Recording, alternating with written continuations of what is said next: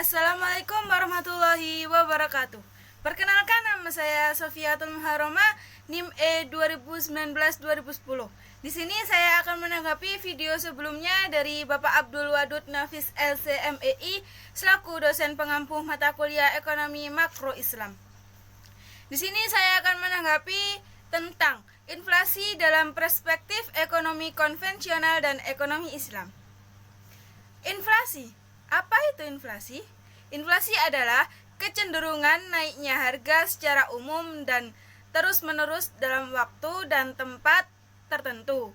Menurut Budiono.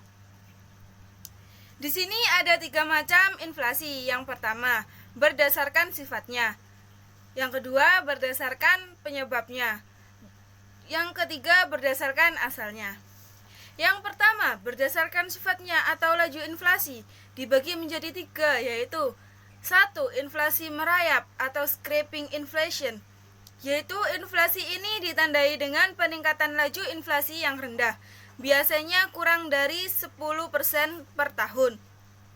Ciri dari inflasi ini adalah kenaikannya harga yang relatif lambat dan berlangsung dengan lambat.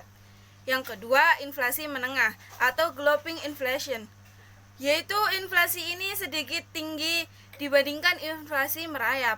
Lajunya berkisar antara 10-30% per tahun.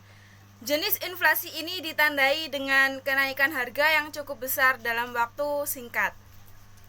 Dan yang terakhir, inflasi tinggi atau hyperinflation, yaitu sesuai dengan namanya, kategori inflasi ini adalah inflasi yang tergolong tinggi, mencakup laju mulai dari 30-10% per tahun. Pada tingkat ini harga kebutuhan masyarakat naik secara signifikan dan sulit dikendalikan.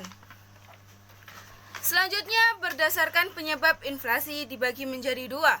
Yang pertama, demand inflation, yaitu inflasi permintaan, yaitu inflasi ini timbul karena permintaan masyarakat akan berbagai macam barang terlalu kuat.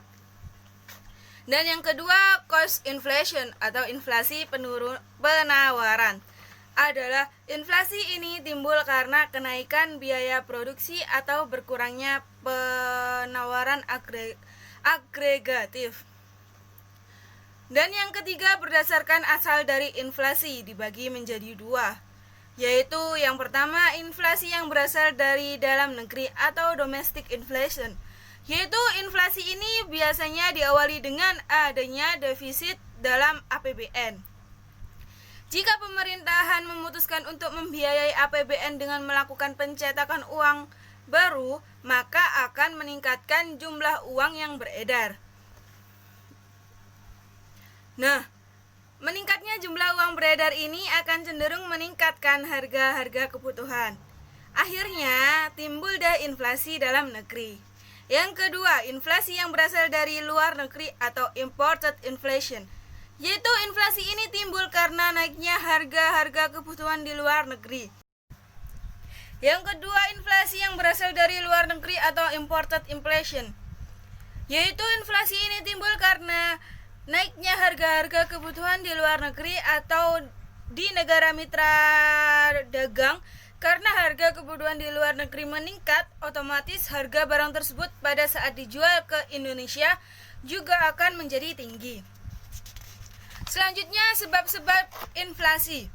Yang pertama, inflasi permintaan atau demand pull inflation, yaitu inflasi yang terjadi karena permintaan akan barang atau jasa tinggi dari yang biasanya dipenuhi oleh produsen. Yang kedua, inflasi penawaran atau cost push inflation, yaitu inflasi yang terjadi karena terjadinya kenaikan biaya produksi sehingga harga penawaran barang naik. Dan yang terakhir, inflasi campuran atau mixed inflation, yaitu inflasi yang mengandung unsur demand pull and cost push. Inflasi ini sering disebut mixed inflation. Pembagian inflasi dalam ekonomi Islam ada 2. Yang pertama, natural inflation, yaitu inflasi ini diakibatkan oleh sebab-sebab alamiah yang tidak mampu dikendalikan orang-orang. Menurut Ibnu Al-Mahrizi, inflasi ini diakibatkan oleh turunnya penawaran agregatif atau AS atau naiknya permintaan agregatif atau AD. Yang kedua, human error inflation. Korupsi dan administrasi yang buruk atau corruption and bad administration. Yang kedua, pajak uang berlebihan atau excessive tax, yaitu perpajakan uang dengan maksud menarik keuntungan secara berlebihan atau excessive signage. Selanjutnya, dampak inflasi dalam perspektif Islam. Yang pertama, menimbulkan gangguan terhadap fungsi uang, terutama terhadap fungsi tabungan atau nilai simpan, fungsi pembayaran di muka, dan fungsi unit perhitungan. Yang kedua, melemahkan semangat masyarakat untuk menabung atau turunnya marginal propensity to save. Yang ketiga, meningkatkan kecenderungan berbelanja terutama untuk barang-barang non-primer dan mewah atau naiknya marginal propensity to consume. Dan yang keempat, mengarahkan investasi pada hal-hal tidak produktif seperti penumpukan kekayaan berupa tanah, bangunan, logam mulia, dan mata uang asing, serta mengorbankan investasi produksi seperti pertanian, industri, perdagangan, dan transportasi. Solusi inflasi dalam Islam ada dua, yaitu yang pertama, kebijakan fiskal.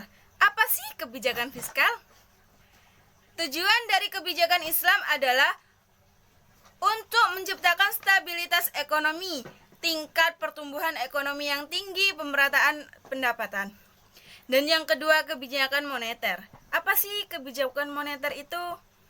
Yaitu Bank Islam harus mengarahkan kebijakan moneternya untuk mendorong pertumbuhan dan penawaran uang yang cukup untuk membiayai pertumbuhan potensial, output jangka menengah dan jangka panjang demi mencapai harga stabil dan tujuan-tujuan sosioekonomi Islam.